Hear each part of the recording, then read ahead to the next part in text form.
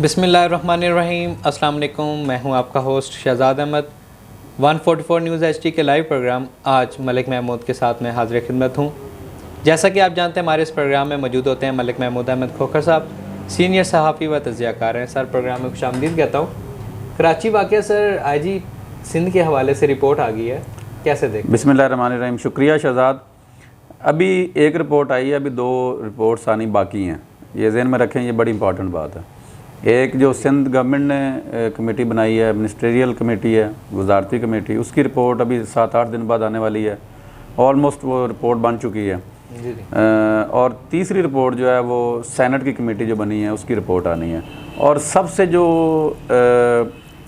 Government के लिए और बाकी इदारों के लिए जो चौंका देने वाली रिपोर्ट हो सकती है वो है सेनेट की कमेटी जो रिपोर्ट है, जो कि चारों सूबाई असम्बलियों के बराबर, चूँकि वहाँ पर नुमाइंदगी होती है, तो वो रिपोर्ट बड़ी जो है ज़बरदस्त हो सकती है। अब आ जाएँ जो रिपोर्ट आई है कोर्ट ऑफ इंक्वायरी की, आर्मी चीफ ने जो DGI-SPR ने जो की है वो पब्लिक की है, तो उसमें बड़ी अजीब सी बातें हैं जो कि हकीकत से बड़ी दूर दूर हैं। मतलब कोई भी बंदा उसको मानने के लिए तैयार नहीं है, स्पेशली अपोजिशन। जिसमें उन्होंने कहा जी कि जो कैप्टन सफदर साहब ने जब मज़ार क़ैद पे जो उलटबाजी की या जो भी किया, उसके बाद अवामी दबाव, अवामी प्रेशर, अवामी रद्द-ए-अमल इतना सख्त हो गया था कि वो आउट ऑफ कंट्रोल हो रहा था। और पुलिस की सुस्त रवि देखते हुए जो ISI के अफसरान थे और रेंजर्स के, उन्होंने ये एक्शन लेने का फ़ैसला किया। और साथ उन्होंने ये कहा कि इससे ज़्यादा अच्छे तरीके से भी हैंडल किया जा सकता था इस मामले को, लेकिन जो ISI के थे अफसरान और रेंजर्स के, उन्होंने ज़रा जज्बाती हो गए, जज्बात से काम लिया और जज्बाती तौर पे इस मामले को हैंडल किया। इस अच्छे तरीके से भी हैंडल किया जा सकता था। तो ये उन्होंने जवाब पेश किया है कि अवामी दबाव की वजह से ये एक्शन किया गया। अब इसमें बिलावल भुट्टो साहब ने इसको वेलकम किया है कि जी ठीक है, हम सराहते हैं, ये रिपोर्ट आ गई है। मियाँ साहब ने इसको रिजेक्टेड लिख दिया है, रिपोर्ट रिजेक्टेड। वो शायद उनको वाक़या याद आ गया था डॉन लीक्स वाला, जिसमें DGI-SPR ने लिखा था रिपोर्ट रिजेक्टेड, जो डॉन लीक्स वाली रिपोर्ट थी। तो मियाँ साहब ने भी वो, अब मेरा ख्याल है वो बदला ले लिया है, उन्होंने इस रिपोर्ट पे कह दिया है कि जी रिपोर्ट रिजेक्टेड। वो मियाँ साहब का कहना है कि जी इसमें बहुत सी चीज़ें मुबहम हैं, किरदारों के नाम नहीं आए, इसमें जो सज़ा मिलनी चाहिए थी वो नहीं मिली। और उनका मौक़िफ़ ये है कि कोई तो था जो इनको डायरेक्शन दे रहा था, इनको बता रहा था, ये इनको अहकामात जारी कर रहा था। तो उनको भी पब्लिक होना चाहिए कि वो कौन लोग थे, क्या वो प्राइम मिनिस्टर साहब थे या उसमें फेडरल मिनिस्टर कोई थे या गवर्नर साहब थे या कोई और आला अफसरान थे जो इनको अहकामात जारी कर रहे थे। और दूसरी चीज़ ये है जो बड़ी इंपॉर्टेंट है, वो वफाकी हुकूमत के लिए ये बड़ी सुबकी और बड़ी, ये मैं समझता हूँ कि उनके लिए बड़ी अजीब सी ये उनके लिए ये कैफियत है, क्योंकि वफाकी हुकूमत ने इसको मजाक के तौर पे लिया। आपको याद होगा प्राइम मिनिस्टर ने साफ़ी के सवाल के जवाब में कहा कि ये तो बड़ी कॉमेडी लगती है, IG का गवाह। तो अब जो इंक्वायरी रिपोर्ट आई है उसमें तो ये साबित हो गया। अब बाकी चीज़ें एक तरफ अगर कर दें कि किरदारों के नाम नहीं आए या उन लोगों के नाम नहीं आए जो इनको अहकाम जारी कर रहे थे, इन सब चीज़ों को, या कि इनको करार वाक़ई सज़ा नहीं मिली अभी तक जिन लोगों ने ये IG साहब को मुबैना तौर पर अगवा किया, इस सब चीज़ों को साइड पे भी कर दें। तो दूसरी साइड भी अगर देखें तो क्या एक इदारे के सरबराह को मुबैना तौर पर अगवा करना बनता है, जो कि इस रिपोर्ट में तो ये हो गया, इस्टेब्लिश हो गया कि वाकई वो उनको उठाया गया था और ज़बरदस्ती अहकाम जारी करवाए गए थे। ये चीज़ बड़ी ख़तरनाक है। और दूसरी चीज़ ये कि क्या आइनी तौर पे ये ठीक है कि आप एक जो है सेक्टर कमांडर वो किसी दूसरे इदारे के सरबराह को उठा सकता है और अहकाम जारी कर सकता है, और क्या वो सूबाई जो एक सूबाइयत है उसमें वो मुदाखलत कर सकता है या दूसरे इदारे में वो मुदाखलत कर सकता है। ये आइनी तौर पे ये बहुत बड़ी एक बात है। अगर कोई भी पटिशन इसमें, चूँकि सुप्रीम कोर्ट ने एंटरटेन नहीं किया, रजिस्ट्रार ऑफिस ने इस पर एतराज़ लगा दिया, 2 पटिशन ऑलरेडी आ चुकी हैं इसमें सुप्रीम कोर्ट में। अगर ये पटिशन सुप्रीम कोर्ट में आ गई तो ये नया पंडोरा बॉक्स खुल जाएगा। तो ये चीज़ें बड़ी मुबहम है इसमें ना, वो क्लियर नहीं की गई। लेकिन मैं ये उम्मीद करता हूँ कि अल्लाह करे जो रोज़मर्रा वाक़यात होते हैं और इतना ही अवामी प्रेशर हो और इतने अवामी प्रेशर को देखते हुए बाकी जो वाक़यात में भी ये ISI और जो है रेंजर प्रेशर ले और इस तरह ही IG को अगवा करे। और मैं ये भी ख्वाहिश कर रहा था, सोच रहा था कि काश CCPO लाहौर साहब को भी इसी तरह उठाया जाता और मोटरवे केस पे कहा जाता जी कि इसमें आप जो है वो करें कार्रवाई, आपने ये बयान क्यों दिया, और दीगर वाक़यात पे भी। खैर बाकी चीज़ें अपनी जगह पे, लेकिन ये है कि अब ये बड़ा अच्छा इकदाम था आर्मी चीफ़ का। उन्होंने ये बहुत बड़ा स्टेप लिया।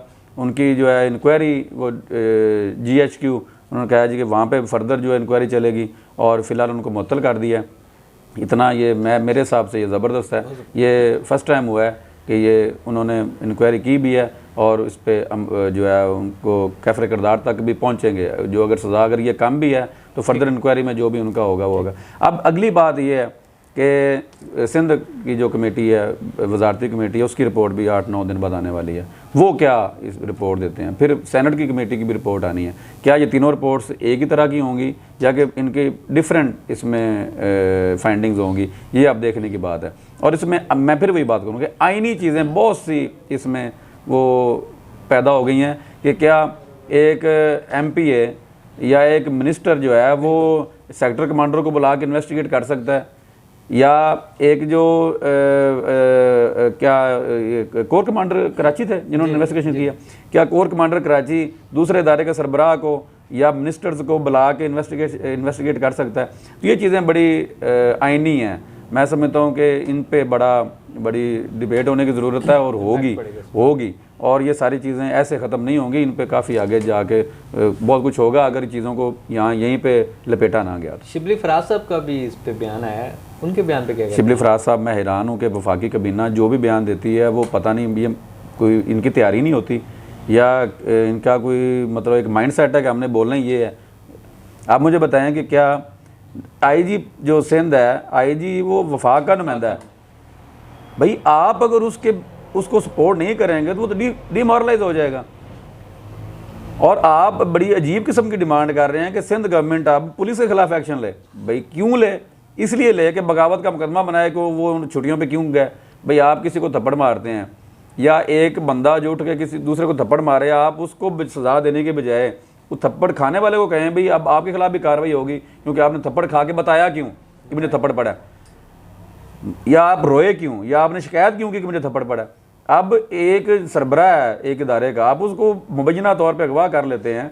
वो अगर एहतजाजन रुखसत पे जाने के लिए एप्लीकेशन देते हैं या उनके जो सबॉर्डिनेट हैं DIGs हैं या SPs हैं या दीगर हैं, तो वो अपने इदारे की इज़्ज़त को बहाल साख को बाहर रखने के लिए एक गैर आईनी काम हुआ है, उसको ये उजागर करने के लिए अगर वो एहतजाजन एक काम करते हैं तो आप उनको अप्रिशिएट करने के बजाय आप उनको ये कह रहे हैं जी कि इनके खिलाफ बगावत के मुकदमे बनाओ। आप मुल्क को किस तरफ लेके जा रहे हैं? यानी कि आप पुलिस को कह रहे हैं कि गवर्नमेंट को कह रहे हैं, सूबाई गवर्नमेंट को कि आप पुलिस के खिलाफ बगावत के मुकदमे बनाओ।